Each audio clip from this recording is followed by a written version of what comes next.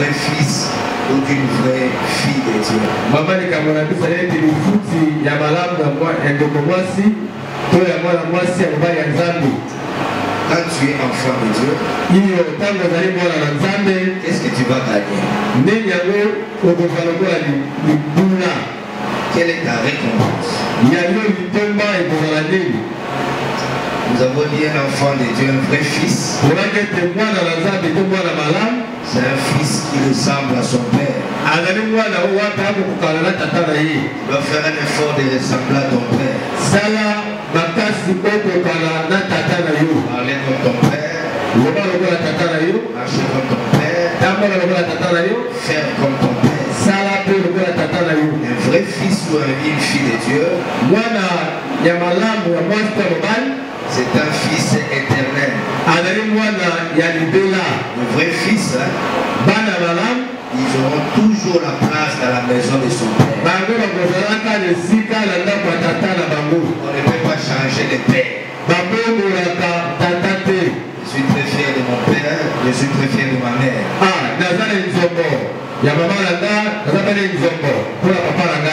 Dis-moi à ton voisin, ne change pas ton père. Ne change pas ton père. On peut changer le pasteur. Si tu as des États-Unis, tu peux avoir un autre pasteur. Mais un père spirituel, il reste un père spirituel. Il est ta couverture. Nous avons dit le troisième point. Le fils doit avoir confiance en son père. En toutes choses, il doit avoir confiance en son père. Abigail, nous constatons qu'il y a beaucoup de gens, quand les pères est dans les problèmes, beaucoup de gens s'écartent et s'éloignent. Mais les vrais fils, on les reconnaît quand un père a un problème.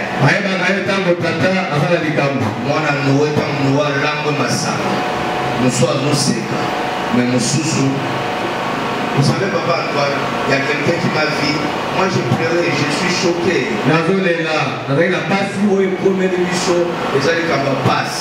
Ok? Est-ce qu'il m'a vu des fois dans le normal? Après, la semaine, je suis revenu. Alors je faisais une vidéo comme ça, là, pour pris un message, l'annonce, la communiqué. Moi, dans mon je vais citer son nom. Je ne cite pas son nom. Berger.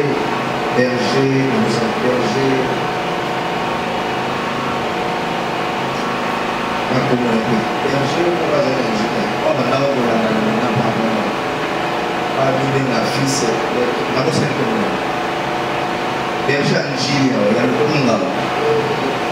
Berger Brice. Abipé, quand on va faire, il y a aussi. Abipé, il y a la vidéo, il y a consolaka, mais Lélo, il y a besoin de consoler. Et puis c'est moi qui est ici. Papa, comme nous avons un sentiment, à son appel, 3 fois, il y a on rappelle les été, ça dit tu vas les considérer dans mon cabane. Quand ma séquille n'a pas je l'ai bloqué. Et puis je l'ai effacé. Ça dit mon solo, alors mon appel qui m'a attends dirigé, puis mon akacha passoana. Dans mon thème, je suis touché. C'est la douleur. Amen. Quand elle a répondu, après je l'ai bloqué, j'ai effacé son numéro. Amen.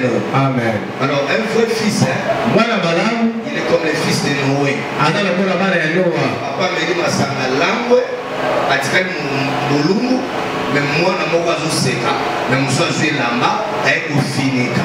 Abi on ne peut pas voir la nité de mon père. Afrique bana bazaba oyo, quand papa a la faiblesse, ma tante a la faiblesse, Pierre a la faiblesse, pauvreté a la faiblesse, ils sont là pour couvrir, pas couvrir des bêtises, mais couvrir la faiblesse de son père.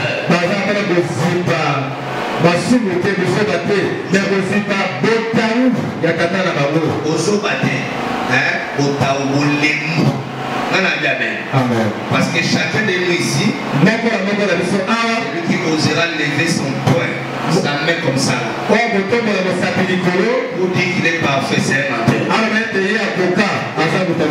Les pasteurs que nous sommes, nous gardons beaucoup de vos secrets. Et tu seras heureux. Ça, je faisais la récapitulation. Nous avons dit, si tu honores ton père, tu auras la récompense. Quelle sera la récompense? Tu seras heureux et tu vas vivre longtemps. Dans les 10 minutes qui me restent, 11 minutes, je vais parler sur l'obéissance à leur père. Tu vas voir ça dans le livre de Éphésiens, comme nous avons lu là, et puis Deutéronome 28. Éphésiens dit ceci. Enfin, obéissez à vos parents,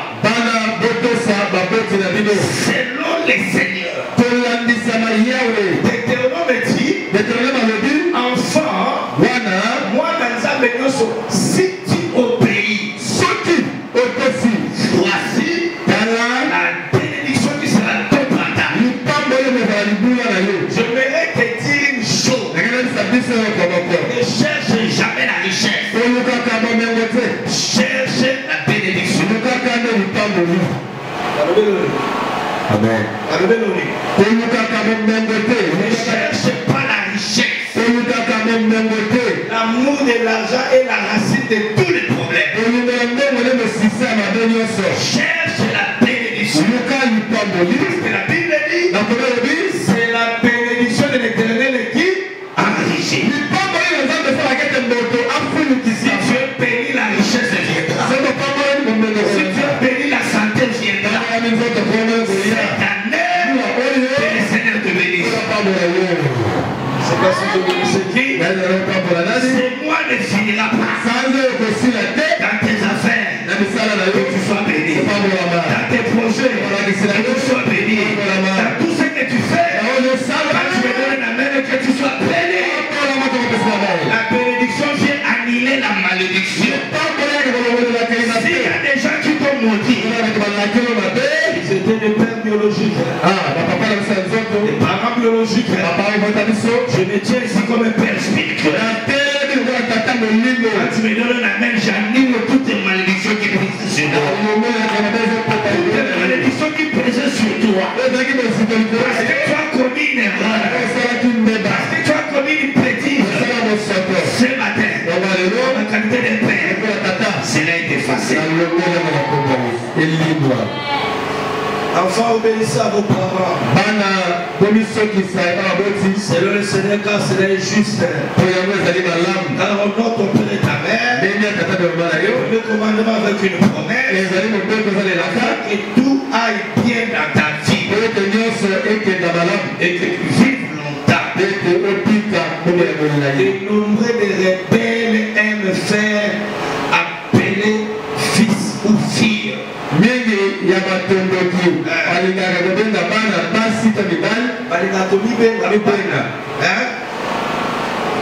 Nous avons la Joseph Mouah.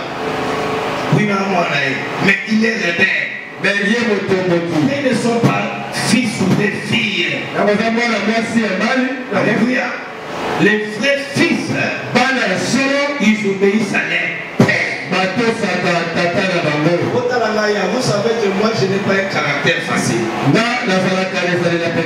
Vous êtes d'accord avec moi? Je n'ai pas un caractère facile. Mais pour ton cas, Dieu mettra quelqu'un qui aura un caractère difficile. Parfois, l'homme, quand tu as l'argent, l'homme peut oublier son père spirituel. L'homme peut oublier sa mère.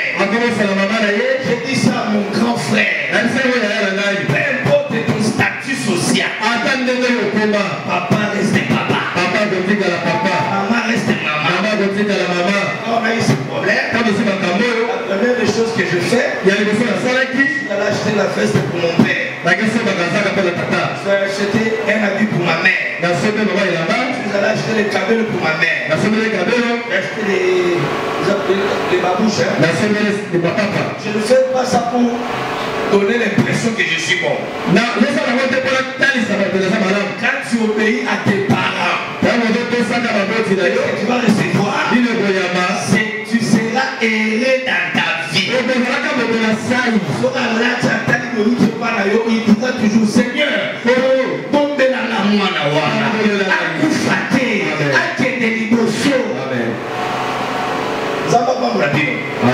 c'est la première des choses que j'ai fait. Mais maman habitait chez mon grand frère. Le grand frère ne l'a pas fait. Devant maman, devant papa, il n'y a pas de logique à faire. Il n'y a pas de calcul. Ne permets pas à la femme, à ta femme, d'insulter tes parents.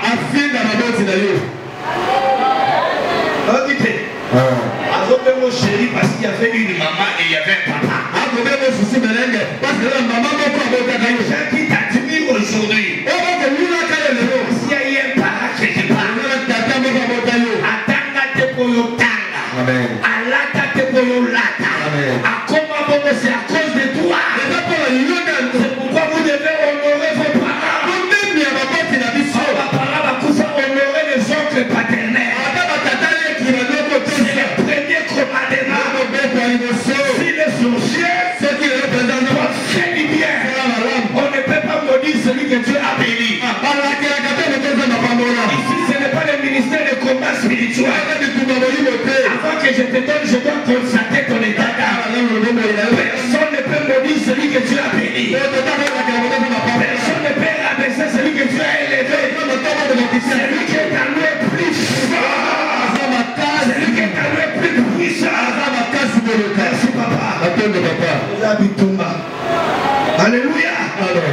J'ai le grand frère, arrête avec les calculs là. Arrête avec les imaginations. C'est là où je dis merci à Meda. Vous m'avez aidé pour qu'il y ait réussite de ces événements là. Et à la fin de ces événements là, toutes les familles sont venues me remercier. Ils m'ont dit eux-mêmes vont venir ici à l'église. Ils vont remercier l'église de ce qu'ils vous ont vu faire là-bas. Que mon Dieu vous élève encore. Que mon Dieu vous amène encore très loin. C'est la bénédiction que je libère. Je vous dis amen, que cette bénédiction amène la richesse. Tu ne manqueras de rien.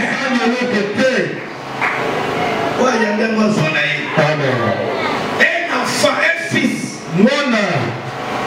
Enfant, pour les gars, les a compliqués. Enfant, les a moines. Fils, les a moines. Et mon fille, fillette. Enfant, les a moines. N'est-ce pas dans la zamana? Bazar a la faculté à couiller dans ma camoté. Mais un fils, c'est celui qui a grandi. Si tu as la voisine, le bateau coule. Et ça, maman, je suis allé la cantine pour la salle. Toi-même, tu sais ce que ce père-là a fait pour toi. Tu sais ce que ton pasteur a fait pour toi. On peut l'insulter au quartier. Toi-même, tu sais que cet homme-là, il monte pour moi la montagne. Il fait tout pour moi. Quand moi je marche, lui ne marche pas. Quand moi je marche, lui achète. On ne blague pas avec le Père.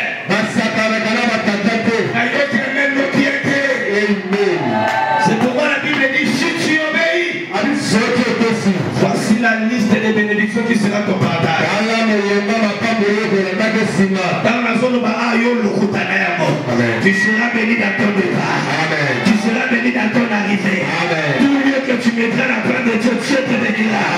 Ils viendront contre toi par un seul chemin. Ils fuiront par un seul chemin. Personne ne te maudira. Si tu honores ton Père, Dieu te donnera la victoire sur tes ennemis. Je ne dis pas qu'il n'y aura pas de problème. Il y aura des combats. Mais le victorieux c'est toi. Le vainqueur c'est toi. On te fera la guerre.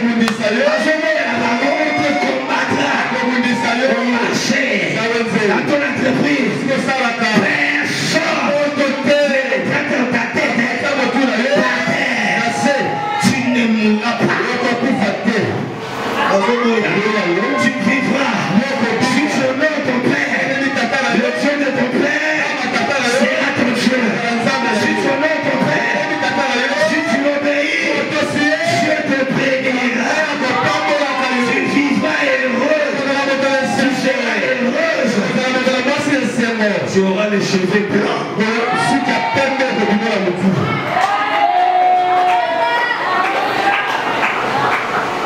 Oh, maman, passe à ce moment où vous nous sommes là. Oh, tu es là, ma camona, pas ma sola. La moka ma sola.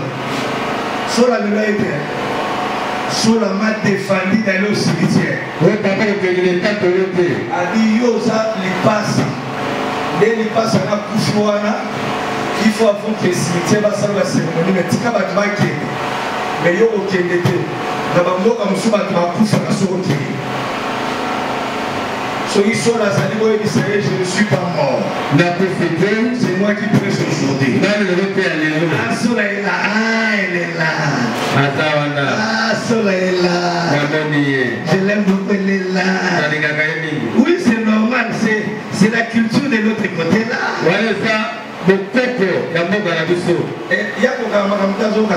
Donc elle m'a dit, avant il faut passer la cérémonie. Cimetière, vous pouvez faire.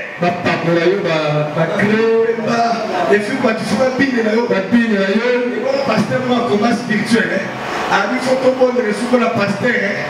Il faut alliance à les alliés. Quand quelqu'un meurt, c'est fini. Il est réservé à l'homme de mourir une seule fois. Après, vient le jugement. Je ne serai pas jugé à la place de ma chimère.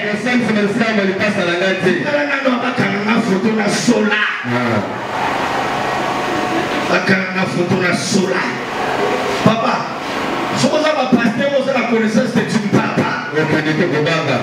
Mais au cimetière, qui a prêché, c'est moi. Et puis les gens m'ont suivi pour prendre l'adresse de l'église.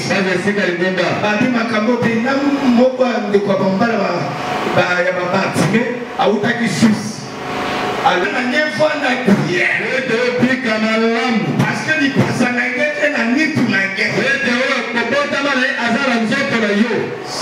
je suis là. J'ai prêché au cimetière. J'ai organisé les obsèques. Et c'était la réussite totale. Parce que celle qui est partie là, il est parti à la félicité. Et nous a précédé.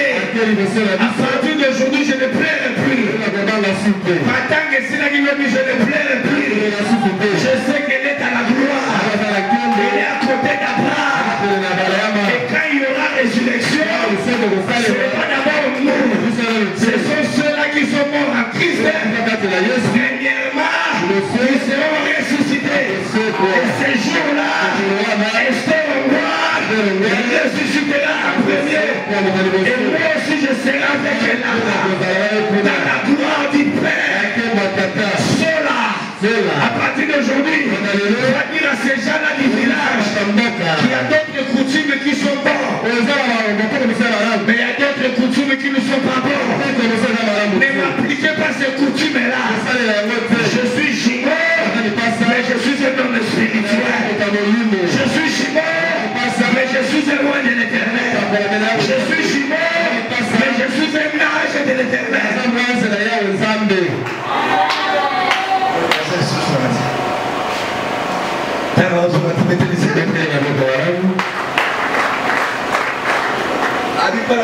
Pasteur a combat dans le lieu. Photo simple pour il passe à Zaman à l'autre.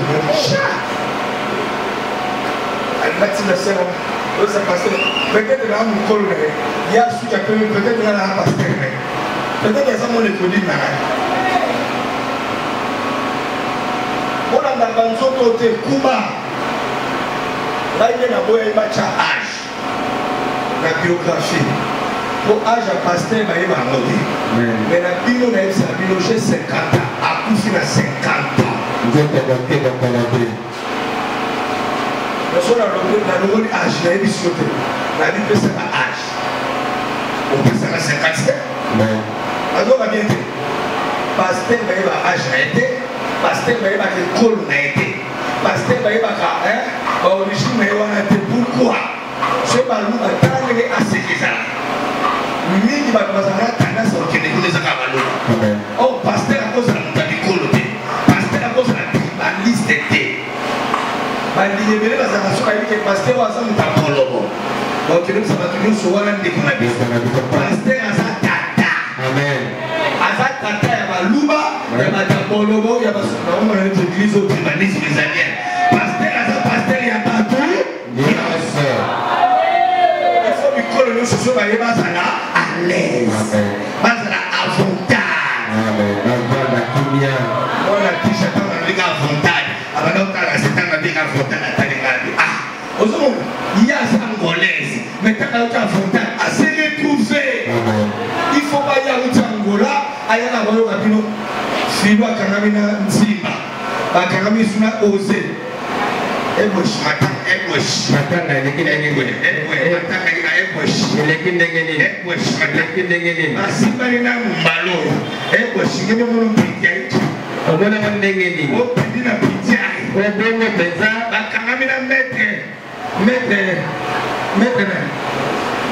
flash. Vous sentez ma flash. Ma filo, voilà.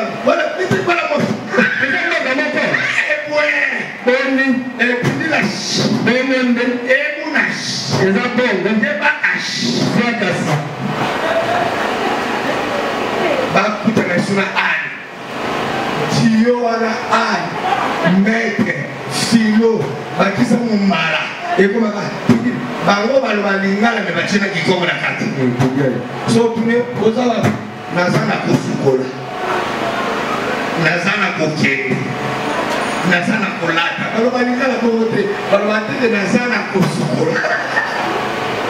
Et donc on joue comme ça. On a Kinshasa. Mais on joue comme ça la neige. Là la femme on a mon comme si la soigner, sur la to soigner. Tout le monde eh wesh. Yo solo mo la yayo. Yo solo mo la yayo. Chilo we. Yesa lo la. Ana pardon. Nazana kosukolate nazo sokola nazana kokendete nakei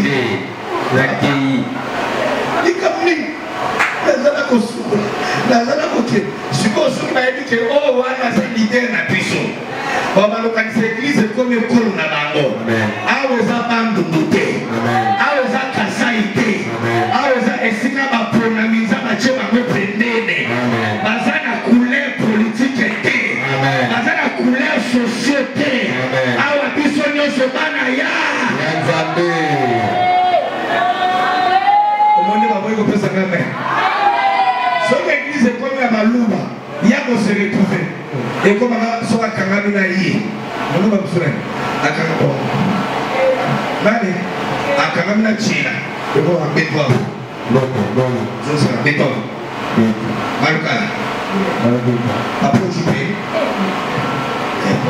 papa ojipe papa ojipe ojubai we apa Kinshasa balbaneni mabili ujuwe kayen ujushia papa ojubai kadima papa ojubai loko mashuba kadima ojubai baba za mama mufa ujuwe kayen ujumu shala ujumu barwale ujumu shala kayen soba kutekana muntu moko yango somona maandili batengere bakabaye bekolo babani atati kote matanga oye bateko epela bande kubaye kula babande kwa mama oka kaba totna papa sawa oka ni sala susa papa awon kale papa na sala kikolo soki muluba comprendre que wona leader a muluba abado ka service isa mujimai abo za mujimai de amen as église ya nzambe amen mi betela maboko yo maboko zamba kubeji kola tsangawo zamba kutwamba amungena mo amen omonde na siku ayoki bien ayoki prédiquer. Que Dieu vous bénisse. Ne tentez pas d'exercer une autorité sur les gens qui ne sont pas les vrais fils. Ils ne seront que vous désobéir. Car ce ne sont pas les vrais fils ou filles. Les vrais fils, il vous obéira. Quand je sens que quelqu'un n'est pas un fils ou une fille, que je lui dis, si tu es pasteur, tu sens que celui-ci n'est pas vraiment ton vrai fils. Maman Lili, moi je la bête à papa Antoine, Abigail, Flange, Maman Philo, on me la bête à mais nous pas à moi la tête, sur le tombeau qui n'a dès la tombeau de la Chantal. Chantal au Zomo, à me pousser le sur ma cabrière comme la hier. Je dois,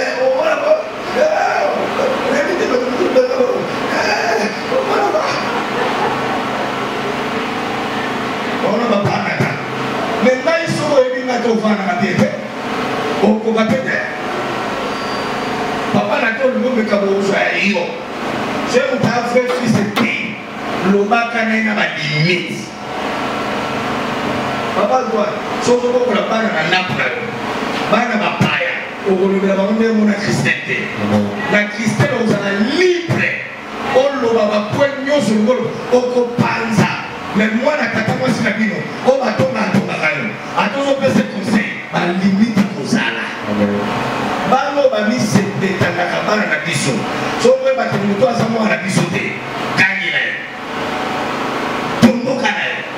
Tombo Canal est un philo à la Nangana, ça fait plus de 20 ans.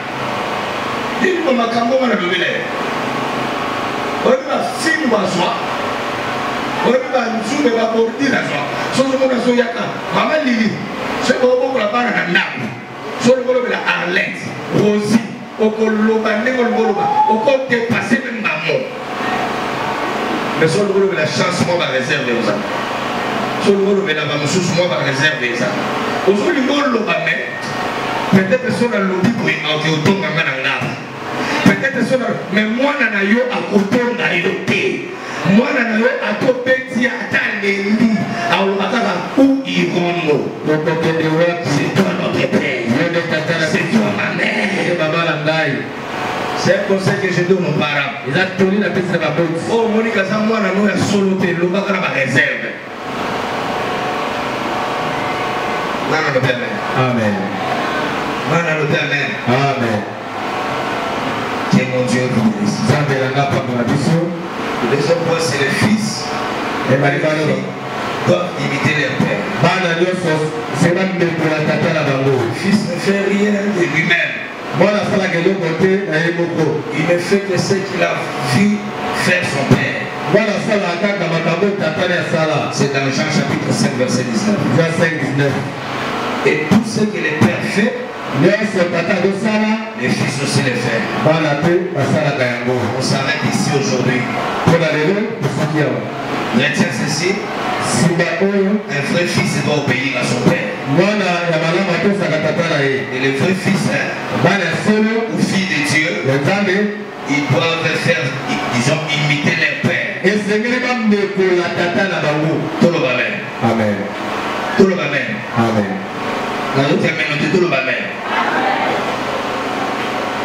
Papa Antoine, Maman Lili, Maman Philo, Maman Chantal, Maman Tisha, au monde, bana no ya solo ba oti bana yo ba otusa atosiliki aidi ke pona tanga fomuto pona ke le moso fomuto se transforme fomuto ba otusa solo ko ba ebe pamela lobela tantela o ba seretira na sabana na oto l'église na mikolo zoya pour célébrer les bala monnaie. Nous devons les bala qui l'église. On va témoin ça là c'est poli. On va mener quand on va placer. Ya là qui to ko no wala yo ngaka o sala lo wa pina lese. Kwa no ko lu ka yo mo. Abigail ko lu ka ba mena na bi lu ka ya yo mo. Ko lu ka ba mena lu ka mena yo mo.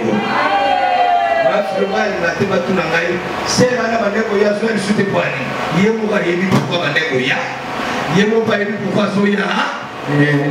Pour mais la mamena pour ça la grand événement ouais. Alléluia. Sur le banc d'Anzambe ya solo. Ma tout ça va pas. Le amen. Attendez ça va difficile. Ça va difficile. Pardon? Ça va difficile, très difficile. Mais c'est vraiment trop difficile. Amen. Amen. C'est comme tout sur le rentre et puis sur le système. Pour la sympathie, sur la ensemble, la baille la prière. On va y aller à la base. Pardon, maman? Yo qui était pour nous l'autre à la mobile, mais quoi l'autre à la osale. Mais soit la vie au monde, et lui qui n'a pas sa valeur au sein de l'autre, il va dire au long. Et bien, la vie qui est de la cabane, on va dire, et la bouille va sonner ma cassia. Intercession pour le pape. Intercession à Nazareth, il faut un papa d'ailleurs au lit. Yo papa dans les engailles. Papa Antoine n'a su pas mener de l'été à la scène. Ceux qui disent pas les salariés à titre de protocole, mais salariés. Oui, tu es qui m'a fait ça. Un vrai fils cherche à imiter son père. Un vrai fils s'intéresse à ce que fait son père. Pense comme son père pense. Il pense au bien de son père. C'est ce qu'a fait Jésus. Il a dit que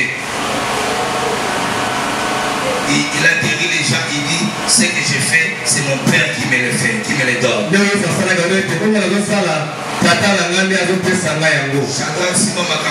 fils, les vrais fils sont rares.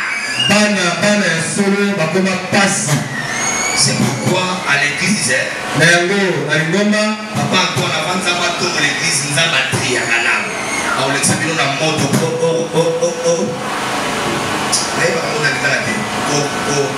Pour recruter, pour sélectionner un vrai fils, un vrai fille. Dans les ministères, moi je possède les fils et les filles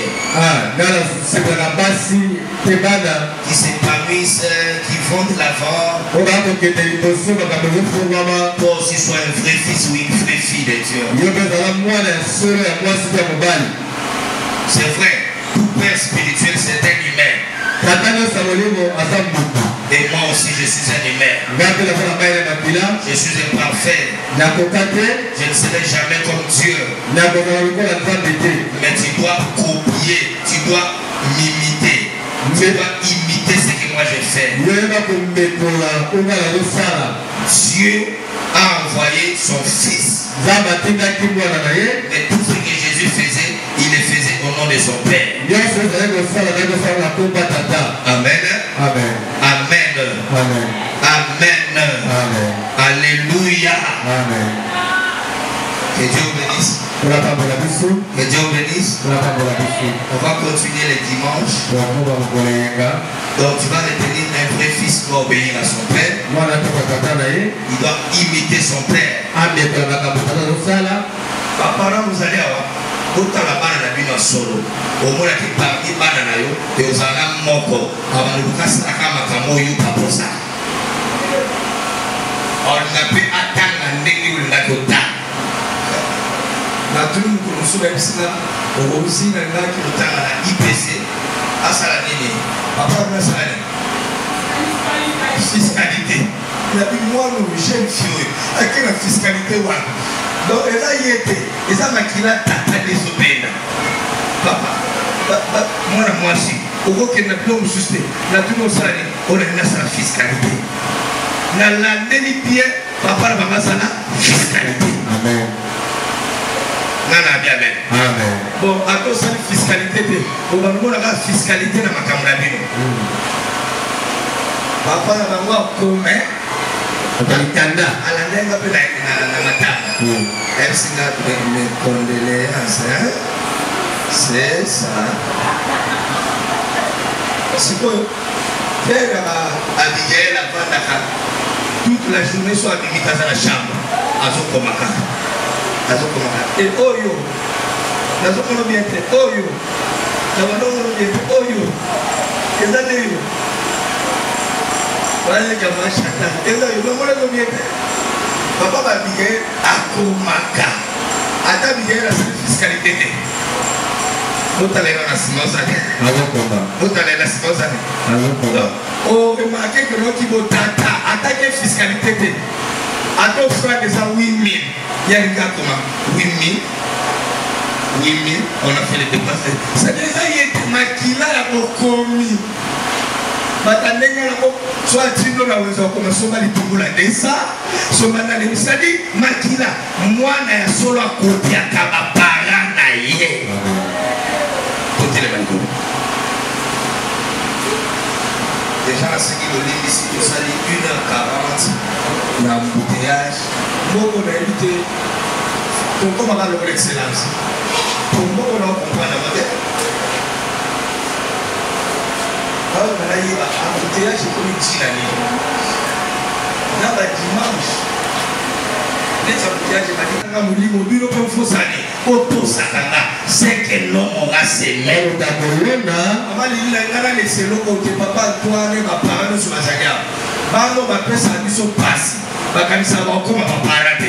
Un jour, on va parler. Oh, il y a ce sana, il y a un zamba qui s'est là pour flatter. Maravilla. Attention, maman, au tino. Au Congo, à moi, on s'en a eu flatter. Au continent, vous voyez, vous son métier sous c'est que l'homme aura ses mains. Il est moissonnera. Puis Dieu. Dis à Dieu, aide-moi à être un vrai fils. Prions au nom de Jésus.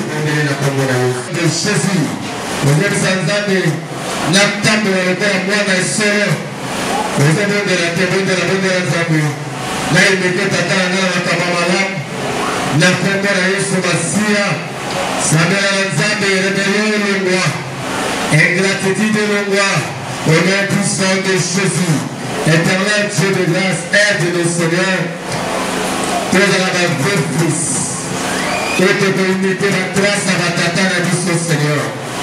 Le meilleur éternel grand roi, c'est ma signé son position.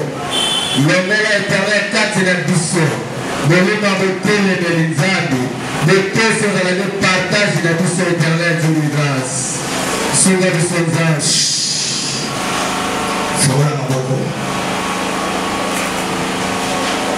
La Bible dit au nom de ton père et ta mère. C'est un commandement qui est attaché avec la promesse. Pour que tu sois heureux. Pour que tu vives longtemps. La récompense d'un fils qui honore ou d'une fille qui honore son père. La première des choses, tu seras heureux. J'annonce dans ta vie. Et l'eau que soit l'Élisa et l'homme. Amen. Et c'est moi qui m'a dit son les sous. Nous savons les sengos et son qui les sous. Ceux qui m'ont pas dit l'eau qui dit ça que c'est. Nous avons corrigé les lois. Nous avons samedi la pour la bateau du nouveau Isaïe Bango. Nous avons selon les sengos les sous. Si vous avez un cerveau, vous pouvez surmonter l'obstacle. L'assemblée des hommes année haut. Problème de ce que s'est présenté devant vous. Nous allons dire et puis nous allons raconter pour surmonter l'obstacle. Et ça, le problème monté et qu'on l'a dit, ça nous tourne en assez. Quand on a le problème monté et qu'on a maillot. Et ça, la maladie, tout avec les mains à moto, on a eu ça. Aveuglement pour la mission à Kébouataka. Problème de choses ont traversé les lots et servir Bissot Lobby dans témoignage. Que Dieu te bénisse. Si vous êtes heureux, vous allez business. Si vous êtes heureux, tu seras épanoui. Si vous êtes heureux, vous allez vous multiplier. Si vous êtes heureux,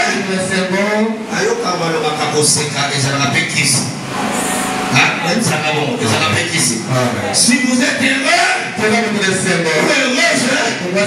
tu seras guéri. Si vous êtes heureux, vous aurez du succès dans tout ce que vous faites. Si vous êtes heureux, vous allez prospérer. Vous allez vous développer. Vous allez vous propager au nord, au sud, à l'ouest. Si vous êtes heureux, vous allez gagner. Si vous êtes heureux, vous irez de l'avant. Vous allez bien vous porter. Si vous êtes heureux, vous serez productif. Vous allez réaliser les projets de votre vie. Je lève ma main droite au ciel. Que Dieu fasse de toi un fils et une fille obéissants ou obéissantes. Que tu imites les bons caractères de ton père et de ta mère. N'oublie pas de me ramener un amen après cette parole. Tu ne répéteras pas les erreurs de ton père. Amen. Tu ne répéteras pas les erreurs de ta mère. À partir de ce matin, je brise cette alliance-là. De la polygamie, de l'inceste, de la pauvreté, de l'instabilité. Je brise cela. Et l'autre qu'on copie à ma parole, ce sont de bonnes choses. Je dis tu iras de l'avant, tu prospéreras. Tu ne vas plus répéter leurs bêtises. L'histoire nouvelle commence avec toi. Tu vas changer les coordonnées de ta famille. Tu vas changer l'histoire de ta famille. Par toi, la famille va s'agrandir. Par toi, la famille aura du succès. Tant que vous m'amène, reçoit la richesse. Tant que vous m'amène, reçoit la guérison. Tant que vous m'amène, reçoit la faveur. Tant que vous m'amène, reçoit cela. Au nom de Jésus, nous avons ainsi prié. Amen.